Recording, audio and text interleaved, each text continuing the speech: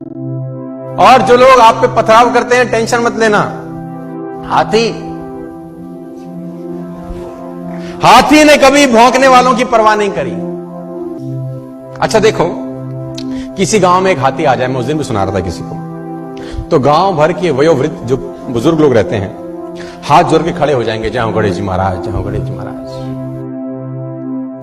एक सज्जन मुझसे बोले कि गांव और शहर में क्या फर्क है?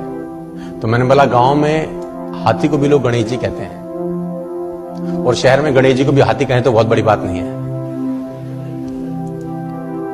और मुझे नहीं लगता कि हाथी के सिवा कोई दूसरा पशु ऐसा है जिसके आगे इतने हाथ जोड़े जाते हैं, मुझे नहीं लगता।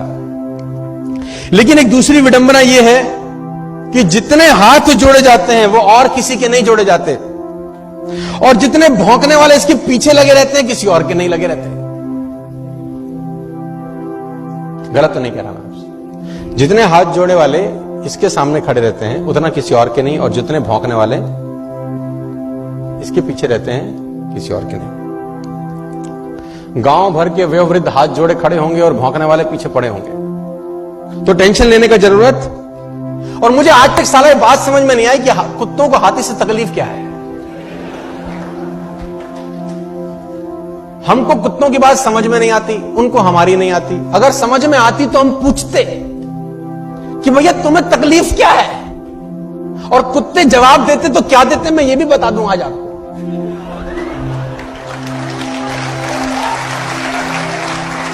कुत्ते बोलते हैं हमें हाथी से कोई तकलीफ नहीं है, तो फिर भौंकते क्यों हो?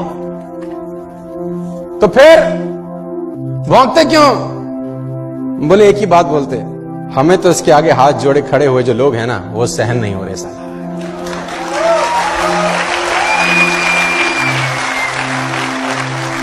और सही बात है, जिसकी जितनी स्तुति होगी उसकी उतनी निंदा भी होगी। जिसकी जितनी स्तुति होगी उसकी उतनी निंदा होगी। स्तुति करने वाले हाथ जोड़े खड़े होंगे और भौंकने वाले पीछे पड़े होंगे। तो घबराने का जरूरत नहीं है कि अगर लोग आपको ताना मारें, टेंशन दें, आप अपना मस्त आगे आगे चलो। लेकिन दिक्कत क्या है? अच्छा, कुत्तों की इतनी हिम्मत नहीं है कि हाथी के आगे आके भौंके। आगे आके भौंकते नहीं, पीछे भौंकना बंद करते नहीं। लेकिन आप देखो, हाथी को देखो, उसकी चाल में मस्ती बनी रहती है यार, क्योंकि वो हाथ जोड़ने वालों के पास ठहरता नहीं है और भौंकने वालों की तरफ मुड़कर देखता नहीं है।